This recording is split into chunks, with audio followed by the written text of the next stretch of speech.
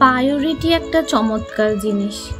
ব্যস্ততা কিংবা সমস্যা সবার জীবনেই আছে কম বেশি, তবে সত্যি বলতে এটা হচ্ছে সেকেন্ড সাবজেক্ট। ফার্স্ট সাবজেক্ট হচ্ছে কার কাছে আপনার গুরুত্ব কতটুকু সেটা।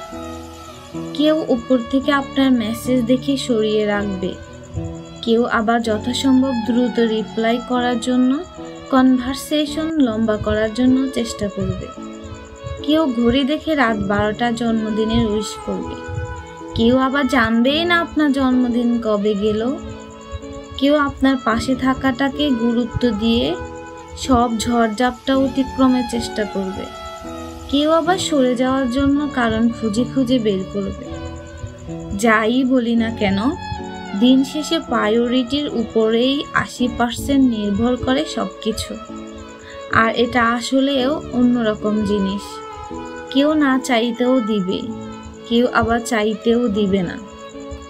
যারা আমাদের কদর করে, প্রায়োরিটি দেয়, তারা সবসময় ভালো থাকুক আর আমাদের জীবনেই থাকুক।